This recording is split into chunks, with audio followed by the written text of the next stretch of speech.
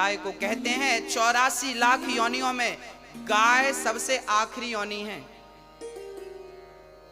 गाय के बाद क्या प्राप्त होता है? मनुष्य का देह। गाय सबसे अंतिम योनि है 84 लाख योनियों की। जो गाय तक पहुंच गया 99 रन बन गए। आहा, एक रन की कमी है, शतक हो जाएगा। तो गाय 99 रन है और मानव का तन तो शतक है। ये पा लिया, इसके बाद कुछ पाने की जरूरत नहीं होती। मानव का तन पा लिया, सब कुछ पा लिया। सच्चिदानंद रूपाय, ईश्वर सत्य, सबको उसकी आवश्यकता। चित ईश्वर रहते कहां है? बताओ भगवान कहां रहते हैं मैया जी? भगवान कहां रहते हैं? जोर से बोलना, मैया, ओ मैया, कहां रहते हैं भगवान? कहां? यहां? तो चलो मैं एक्सरे करा लेता हूं। यदि भगवान यहां रहते हैं तो एक्सरे करा लेंगे, आ जाएंगे यहां एक्सरे में। एक्सरे में सब चीज आ जाती है जो अंदर होती है। आएंगे भगवान एक्सरे में? आप कहते हो भगवान यहां रहते हैं, यहां यहां यहां यहां एक्सरे कराएंगे तो आएंगे? बोले नहीं आएंगे महाराज जी, मत पैसे लगाओ, नहीं आएंगे, सच्ची नहीं आएंगे। भगवान को आपने गलत जगह बिठा रखा है। भगवान यहां नहीं होता। आप कहते यहां होता। भगवान मंदिर में, ना भगवान मंदिर में होते हैं, ना भगवान तीर्थों में होते हैं, ना भगवान हृदय में होते हैं, ना भगवान कण कण में होता है। भगवान कहां होता है? बोले भगवान तो भक्त के विश्वास में होता है। अगर विश्वास है तो भगवान है। जिनको विश्वास है उन्हीं के लिए मंदिर में भगवान है। जिनको विश्वास ही नहीं उनके लिए मंदिर में पत्थर है। मंत्र जाप मम दृढ़ विश्वासा, पंचम भजन सुवेद प्रकाशा। भगवान कहां होता है? कहां होता है? विश्वास। प्रहलाद जी ने कहा कि ये भगवान है। हिरण्यकश्यपु ने कहा चल बोल, कहां तेरा भगवान? खंबा पर है। प्रहलाद जी ने इशारा कर दिया इस खंबे पे है। हिरण्यकश्यपु ने कहा इस खंबे पे है? हाँ हाँ इस खंबे पे है। जो खड़ग निकाल कर प्रहार किया, खंबा टूट गया। कहां है तेरा भगवान? अब भगवान को लगा कि यदि मैं आज नहीं निकला तो मेरे भक्त का वचन मिथ्या हो जाएगा, फिर कौन यकीन करेगा? तो भक्त के वचन को सिद्ध करने के लिए भगवान नरसिंह को प्रकट होकर यह कहना पड़ा कि मेरा भक्त जिस तरफ इशारा कर दे मैं वहीं हूं। भगवान कहां? बोले भक्त की जहां हां भगवान वहां। भक्त की हां भगवान वहां। आपकी जहां हां है, ईश्वर यहां है, बस ईश्वर वहां है। प्रेम चाहिए। दही में, दूध में मक्खन होता है कि नहीं? घी होता है कि नहीं? क्या जरूरत पड़ती है? जरूरत किस चीज की है? अब दूध को कोई लिए घूमे, भाई साहब इसमें मक्खन तो है नहीं, हमें लगता गलत दूध दे दिया, हमें मक्खन वाला दूध चाहिए। एक सज्जन बोले दुकानदार से, भाई साहब दूध देना। दूध दिया। अरे बोले ये दूध नहीं, मक्खन वाला दूध चाहिए। अरे भाई इसमें मक्खन है। अरे भाई पागल समझ रहे यार, मक्खन हो दिखाई पड़ता, हमें होता तो पागल समझ रहे हो, हम पढ़े लिखे लोग हैं। अब बताइए दूध में मक्खन है पर उसे नजर नहीं आ रहा। भाई साहब तुझे नजर तब आएगा जब तुझे विधि पता होगी। दूध का दही बनता है, दही का फिर मंथन होता है, और जब मंथन होता है तो फिर आपको ऊपर ही मक्खन के दर्शन हो जाते हैं। फिर आपको अंदर हाथ डालने की भी जरूरत नहीं पड़ती। छाछ छाछ नीचे, मक्खन मक्खन ऊपर। बस जैसे दूध के कण कण में घी विद्यमान है, मक्खन विद्यमान है, ऐसे ही सृष्टि के कण कण में मेरा कन्हैया है। पर दही का जब तक मंथन ना किया जाए मक्खन तक पहुंचना पॉसिबल नहीं है। ऐसे ही जब तक भक्ति ना की जाए, प्रेम ना किया जाए, तब तक उस कृष्ण तक पहुंचना भी संभव नहीं है। प्रेम के मंथन से ही, भक्ति के मंथन से ही परमात्मा रूपी मक्खन प्रकट होता है। भक्तों, भगवान चित स्वरूप है, हम सबके भीतर हैं। तुलसीदास जी कहते हैं सत्य बराबर तप नहीं, झूठ बराबर पाप, जाके हृदय साच है प्रभुता के हृदय आप। जिसके हृदय में सत्य है उसके हृदय में ईश्वर है। जिसके हृदय में सत्य नहीं है उसके हृदय में ईश्वर सत्यम ब्रूयात्। ईश्वर का नाम है आनंद। आनंद ही आनंद है। संसार में जो भी आनंद हमें प्राप्त हो रहा है वो ईश्वर का स्वरूप है। करते क्या है भगवान? विश्वोत्पत्त्यादि हेतवे, विश्व की उत्पत्ति करना, पालन करना, ये मेरे कन्हैया का नित्य का काम है। हाँ, ये दुनिया को बनाना, ये दुनिया को बनाना, बना के फिर चलाना, बस इसी का काम है। बड़ा जबरदस्त इसका इंतजाम है। ये दुनिया को बनाना, बना के फिर चलाना, बस इसी का काम है। बड़ा जबरदस्त इसका इंतजाम है। ये कन्हैया का काम है, हमें बनाना, हमें जन्म देना। माँ के गर्भ में 9 महीने तक हमें बनाया, फिर हमें बाहर किया। जब दांत न थे तब दूध दिया। देखिए भगवान की कितनी बढ़िया परवरिश है हमारे लिए। जब दांत न थे तब दूध दियो, अब दांत दियो तो को अन्न भी दे हैं।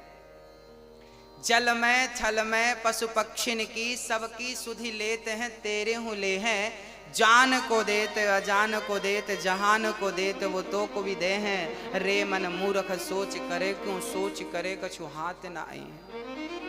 जब दांत नहीं थे तब पीने को दूध दिया, अब दांत दिया है तो चिंता ना कर, पेट भर भोजन देगा ही सही। वो भूखा घुमा सकता है पर भूखा किसी को सुला नहीं सकता। ये भगवान का काम है, सृष्टि बनाना, पालन करना।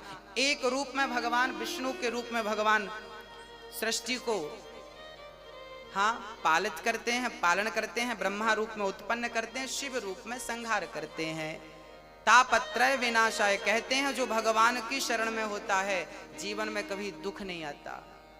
कोई तन दुखी, कोई मन दुखी, कोई धन बिन रहते उदास, थोड़े थोड़े सब दुखी, सुखी राम के दास। संसार में सब दुखी हैं, कौन सुखी है?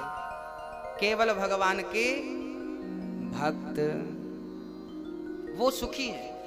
इसलिए उनके वन कर रहिए। ऐसे भगवान राधा कृष्ण सहित, कृष्ण को राधा सहित श्री कृष्ण को श्री कृष्णाय वयम नुमः, हम उन्हें नमस्कार करते हैं। बोलिए कृष्ण कन्हैया लाल की। यम प्रव्रजन्त मनुपेत मपेत कृत्यम, द्वैपायनो विरह कातरयाजुहाव, पुत्रेति तन्मयतया तर्वोभिने दुष्टं सर्वभूत हृदयं मुनिमानतोऽस्मि। सुखदेव भगवान का जन्म हुआ। अच्छा, भागवत जी सबसे पहले किसने किसको सुनाई आपको विदित है? श्रवण करिए। ये भागवत कितनी बड़ी है मैं आपको बताता हूं। भागवत में श्लोक कितने हैं? 18,000। कितने श्लोक है मेरी माँ?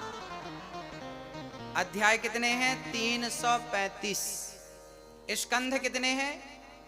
12, 12। भागवत सबसे पहले किसने किसको सुनाई पता है आपको? किसने सुनाई? सबसे पहले भगवान नारायण ने अपने पुत्र ब्रह्मा को ये भागवत सुनाई। उस टाइम भागवत कितने श्लोकों की थी? आप कभी गंगोत्री जाएं, यमुनोत्री जाएं, या मां नर्मदा के उद्गम स्थल जाएं, अमरकंटक, तो जहां से गंगा निकलती है, यमुना निकलती है, नर्मदा मां निकलती हैं, पता है वहां पर ना वो बहुत छोटी सी होती है। नर्मदा जी जहां से निकली है वहां तो इतनी छोटी है कि आप छलांग लगा के पार कर लो, है ना? छोटा, उनका रूप स्वरूप छोटा है, पर वही आगे जाकर के क्या हो जाता है? बड़ा हो जाता। ऐसे ही भागवत सबसे पहले जब भगवान नारायण ने ब्रह्मा को सुनाई तब ये 4 श्लोकों की थी। केवल कितने श्लोक थे? अहमेवास्मेवाग्रे नान्यद यद सदसत्परम पश्चादहं यदेतच्च यो वशिष्येत सोऽस्म्यहम् ऋतीर्थं यत् प्रतीयेत न प्रतीयेत चात्मनि तद्विद्यादात्मनो मायां यथा भासो यथा तमः यथा महान्ति। 4 श्लोकों के बड़े सुंदर शास्त्रों में हमारे गुरुजनों ने वर्णन किए हैं। फिर वही 4 श्लोक ब्रह्मा जी ने अपने पुत्र को सुनाया, देवर्षि नारद जी को। फिर वही 4 श्लोकों की भागवत जी नारद जी ने वेद व्यास जी को सुनाई। तो वेद व्यास जी ने सोचा कि भाई 4 श्लोक हम तो समझ सकते हैं, पर संसार के तुच्छ प्राणी अज्ञानी लोग सूत्र की भाषा नहीं जान सकते, इनको विस्तार करके बताना पड़ेगा कोई भी बात, तब ये जानेंगे। तब उन 4 श्लोकों की व्याख्या कर दी श्री व्यास जी ने, विस्तार कर दिया, इसलिए उनका नाम भी पड़ गया वेद व्यास, विस्तार करने के लिए। वेद व्यास जी का यथार्थ नाम है द्वैपायन। क्या नाम है? द्वैपायन। व्यास जी का नाम है द्वैपायन। उनका नाम जब वेदों का विस्तार किया, भागवत आदि का, उनका विस्तार के कारण नाम पड़ गया वेद व्यास। व्यास मीन्स विस्तार। विस्तार को, अधिक को संस्कृत में व्यास कहते हैं। तो वेद व्यास नाम। अच्छा, वेद व्यास जी के पुत्र हुए हैं। एक बार क्या हुआ, भगवान शंकर अपनी पत्नी माँ, हमारी माँ पार्वती से कहा, देवी आज आप बड़ी उदास हो। पार्वती ने कहा, प्रभु मुझे चिंता सता रही है, मैं आपसे बिछड़ना नहीं चाहती, मैं मरना नहीं चाहती, कुछ ऐसा करो कि मैं मरूं ना, क्योंकि मैं पिछले जन्म में मर गई थी, आपसे दूर चली गई थी, मुझे बिल्कुल अच्छा नहीं लगा। अच्छा, पार्वती पिछले जन्म में क्या थी? माता सती। सती दक्ष के यज्ञ में गई, जलकर भस्म हो गई, फिर बाद में वो क्या बनी? पार्वती। अब माता पार्वती ने कहा, प्रभु मैं आपको एक पल के लिए भी छोड़ना नहीं चाहती। शंकर जी बोले, तो फिर पार्वती ने कहा, प्रभु अच्छा ये बताओ, मैं तो कई बार मर चुकी, आप कितने बार? शंकर जी बोले, हम तो एक ही बार पैदा हुए हो, तब से आज तक है, हम बार बार पैदा नहीं होते, हम मरते हैं। भाई जो मरेगा वो पैदा होने की उम्मीद, मरेगा ही नहीं, सवाल ही नहीं खड़ा होता दोबारा पैदा होने का। पार्वती जी ने कहा, आपने कभी मरे ही नहीं आप? शंकर जी बोले, क्या चाहती हो हम मर जाएं? पार्वती जी बोली, हम नहीं चाहते कि आप मरें, पर ये बताइए कि आप कभी नहीं मरते, इसका राज क्या है? शंकर जी बोले, हमने अमर कथा सुन रखी है, और जो अमर कथा श्रवण कर लेता है वो कभी मरता नहीं, मृत्यु के चक्कर से सदा सदा के लिए मुक्त हो जाता है। पुनरपि जननम पुनरपि मरणम पुनरपि जननी जठरे शयनम भज गोविंदम गोविंदम भज मूढ़मते। आद्य शंकराचार्य जी ने कहा है कि जो गोविंद का भजन करता है, जो गोविंद की शरण में रहता, भज गोविंदम गोविंदम भज मूढ़मते। मूढ़मते मतलब हम, मूढ़मते मतलब अज्ञानी लोग है, अज्ञानी लोग। तू गोविंद का नाम जप, इसलिए जप ताकि तू यदि जपेगा तो आने जाने के चक्कर से, पुनरपि जननम पुनरपि मरणम, इस चक्कर से सदा सदा के लिए तू मुक्त हो जाएगा। पार्वती जी से शंकर जी ने कहा, मैंने उस नाम को बहुत जपा है, कथा सुनी है, इसलिए मैं मरूंगा ही नहीं। 7 दिन बाद राजा परीक्षित से सुखदेव जी ने यही पूछा, राजन क्या आप मरोगे? परीक्षित ने कहा, प्रभु मैं तो आत्मा हूं, आत्मा अविनाशी है, कभी नहीं मरती। जो भागवत सुन लेता है वो अपने स्वरूप को जान लेता है, वो इस बात को जान जाता है कि मैं कभी मरूंगा ही नहीं, क्योंकि वो अपने आप को शरीर नहीं आत्मा समझने लगता है। इसलिए शंकर जी ने कहा, देवी, पार्वती जी ने कहा, तो हमें भी वो कथा सुनाओ जिससे आप मरते नहीं हैं। शंकर जी बोले, चलो। अब शंकर जी पार्वती को लेके अमरनाथ चले गए। अमरनाथ के जंगल में डमरू बजाई, सारे पशु पक्षी भाग गए, पर एक छोटा सा शुक मीन्स तोता। अच्छा, ये तोता कौन था? जब राधा जी धराधाम में लीला करने आई, आज शायद बात होगी आपके बात होगी आज या कल, आज कहां कहां चलेंगे मैं आपको बता। अच्छा, मैं 2 दिन की रूपरेखा बता देता हूं। इन 2 दिन में हो सकता कुछ जगह आज जाए, कुछ जगह चले, इसलिए मैं समझा देता हूं। हम लोग 84 कोस की परिक्रमा में भांडीव वन चलेंगे, है ना? कहां चलेंगे? भांडी वन में क्या हुआ था? भांडी वन में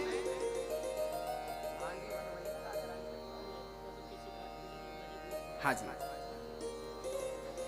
भांडी वन में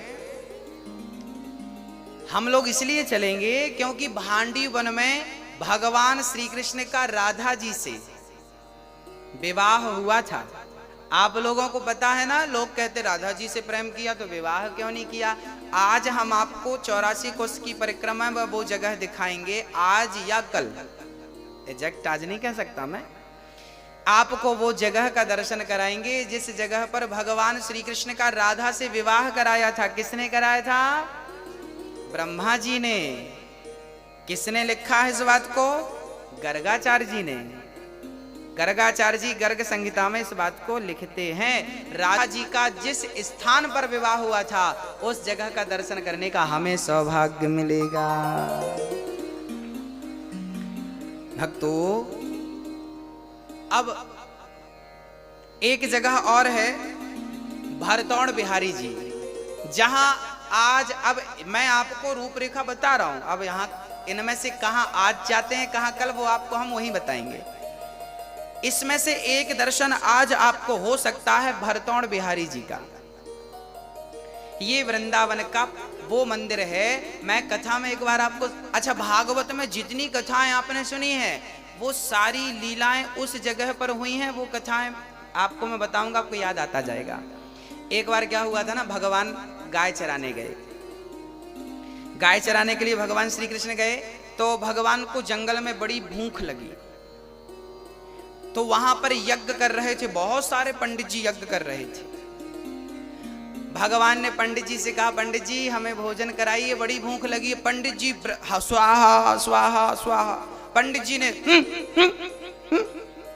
उनको, चूंकि यज्ञ करता ब्राह्मण बोलता नहीं है ना, मौन रह के करना। अब पंडित जी बोल तो नहीं रहे थे, अब बच्चों को अब बच्चे तो बच्चे हैं, खीर रखी थी तो बच्चों ने हाथ डाल लिया यज्ञशाला में। अब पंडित जी ने जो लाठी उठाई और दौड़ा, सारे बच्चे भागे, कन्हैया जी भागे। कन्हैया बोले, लाला आज तो भूखी रहना पड़े, पंडित जी तो कुछ ना देवे। अब पंडित जी स्वाहा स्वाहा किसके लिए कर रहे हैं? भगवान को खिलाने के लिए, और खास भगवान खुद चल कर आया तो लठ मार के भगा दिया। अब यज्ञ करने वाले पंडितों की पंडितानी थी। कहते ना माँ के अंदर बड़ी ममता होती है। वो पंडितानी देख रही थी कि बच्चे बड़े भूखे हैं और बड़े सुंदर हैं और इन बच्चों को भोजन। अब पंडितानी ने जल्दी से बच्चों को, बेटा यहाँ आओ यहाँ आओ। अब पंडितानियों ने बुलाया और जल्दी से बढ़िया खीर बनाई और बढ़िया हलवा बनाया, बढ़िया पूड़ी बनाई, और ठाकुर जी को गोद पर बिठा के यज्ञ करने वाले वो स्वाहा ही स्वाहा करते रह गए। और इन्होंने तो बढ़िया गोद पर बिठा के जगत के पालनहार को खिलाया अपने हाथ से। अब पंडित जी ने देखा मेरी पंडितानी खिला रही है, अभी आता हूं, खैर नहीं तेरी। अब पंडितानी ने घूंघट कर लिया, उस तरफ देखेंगे नहीं। अब पंडितानियों ने बड़े प्यार से मेरे कन्हैया के लिए भोजन बनाया और भोजन कराया। और जब भोजन करके जाने लगे भगवान, तो जिस जगह पर पंडितानियों ने भगवान को गोद पर बिठाकर भोजन कराया था उसी मंदिर का नाम है भरतौड़ मंदिर, जो 84 कोश की यात्रा में आज या कल आपको दर्शन होगा। वो जगह, फिर वो कथा भागवत में आएगी 10वें स्कंध में, आपको सुनाऊंगा एक बारी और। पंडितों को फिर दर्शन भगवान ने नहीं दिया। फिर वो जब भगवान चले गए तब हवन करते ब्राह्मणों को आकाशवाणी हुई, अरे पंडितों, जिसके लिए तुम हवन कर रहे हो वो तो तुम्हारे द्वारे पर आया, तुमने डांट कर भगा दिया। अब तो सारे पंडित रोने लगे, प्रभु अपराध हो गया, हम आपको पहचान नहीं सके, बड़ी गलती हो गई, क्या करें प्रभु। तब भगवान ने कहा अपनी पत्नियों का दर्शन करो, तुम्हारी पत्नियों का दर्शन करोगे तो तुम्हारी पत्नियों में ही अब भगवान का दर्शन होगा। तब वो पंडित लोग जाकर अपनी पत्नियों का दर्शन किया कि तेरी गोद सफल हो गई, जो तेरी गोद में आज जगत का पालनहार बैठ गया, और तेरे वो हाथ सफल हो गए जिन हाथों से तूने जगत के पालनहार को भोजन करा दिया। तब अपनी पत्नियों का दर्शन किया।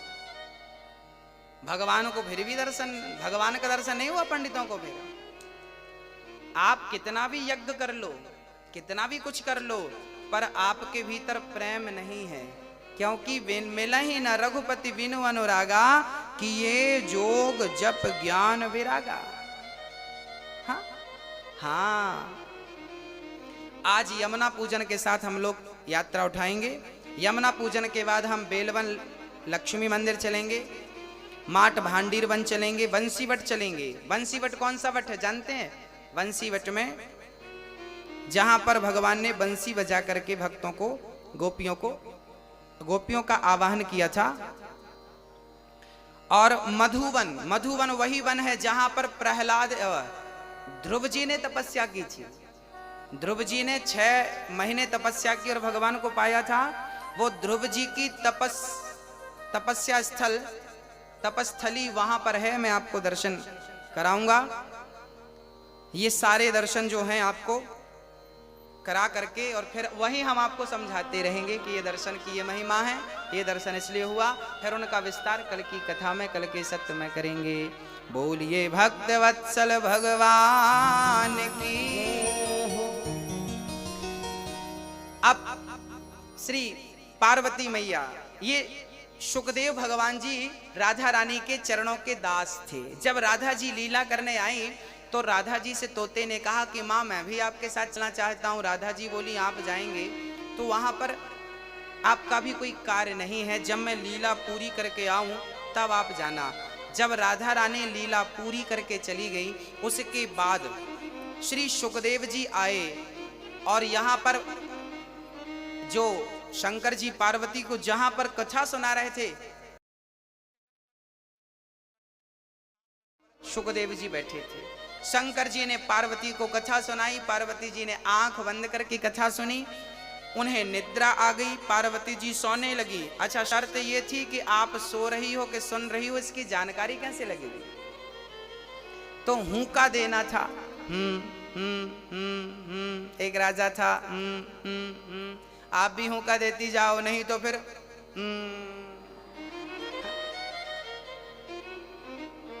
बोलो राधे। आप लोग भी हुंका देते जाना, थके हैं आप लोग, नींद आ सकती है। शंकर जी हुंका सुनते गए। अच्छा, पार्वती जी सो गई ना तो तोता हुंका देना शुरू कर दिया। और जब तोते ने हुंका दिया, कथा पूरी हुई, शंकर जी ने जयकारा लगाई, बोलिए वृंदावन बिहारी। अब उनकी नींद खुली। पार्वती जी ने कहा स्वामी जी आगे क्या हुआ, फिर क्या हुआ? शंकर जी ने कहा कथा तो पूरी हो गई, आप कहाँ थी? मैं सो गई थी। अच्छा, तो फिर हुंका तो बराबर मिला, जवाब किसने दिया? अब शंकर जी ने पलट कर देखा तो तोता बैठा था। शंकर जी ने त्रिशूल निकाला, चोरी से तुमने कथा सुनी। त्रिशूल निकाल कर दौड़े। व्यास जी की पत्नी मासिक धर्म से निवृत्त होकर के अपने केस सुलझा रही थी। वो तोता दौड़ता हुआ आया, उड़ता हुआ और माँ के गर्भ में, व्यास जी की पत्नी के मुख से गर्भ में चला गया। शंकर जी ने कहा देवी हमारा चोर तुमने अंदर स्थान दिया है, अपने गर्भ में जल्दी से निकालो। व्यास जी की पत्नी ने कहा शंकर जी आपका चोरी क्या हो गया? आपके पास ऐसा क्या है कि कोई चुराएगा? चोर सारे मंदिरों में जाते हैं, शंकर जी के मंदिर में नहीं जाते। चोरों को शंकर जी के मंदिर में मिलेगा ही नहीं। और शंकर जी भी बड़े भोले भाले हैं। एक बार एक चोर शंकर जी के मंदिर में पहुंच गया, कुछ नहीं मिला तो शंकर जी के ऊपर घंटा लटक रहा था, टन टन टन बड़ा। चोर को लगा यार इसको बेचूंगा तो मिल जाएगा 2-4 हजार रुपए। अब घंटा निकालने लगा पर शंकर जी के ऊपर कोई चेयर वगैरह नहीं थी कि पांव छड़के निकाले। अब कुछ था नहीं तो उसने शंकर जी की पिंडी पर, शिवलिंग पर, शंकर जी पर खड़ा हो गया और शंकर जी के ऊपर खड़ा होकर घंटा उतारने लगा तो शंकर जी प्रकट हो गए। बेटा दुनिया पुष्प चढ़ाती है, आज तूने अपने आप को चढ़ा दिया, मैं बहुत प्रसन्न हूं, बोल क्या चाहता। पर चोर की बुद्धि भी भ्रष्ट थी। चोर ने कहा कुछ नहीं चाहता, घंटा उतरवा दो बस। ये घंटे पे हाथ लगवाओ तो ये उतर जाए, तो 2-4 हजार का काम बने। जो सत्संगी नहीं है उससे मांगना भी नहीं आता, याद रखिएगा। मांगना भी सबको नहीं आता, पता है। हम लोग तुच्छ सी चीजें मांगते हैं। भगवान के सामने, भगवान के दरबार में जाकर कभी छोटी छोटी चीजें नहीं मांगनी चाहिए। क्या मांगना चाहिए? हाँ मैया, क्या मांगना चाहिए? भगवान से कभी कुछ नहीं मांगना चाहिए। कन्हैया हम तुझसे मांगने नहीं आए, हम तुझसे तुझको मांगने आए हैं, आपसे आपको मांगने आए हैं। हम आपसे चाहते हैं, आपको चाहते हैं, आपसे नहीं चाहते।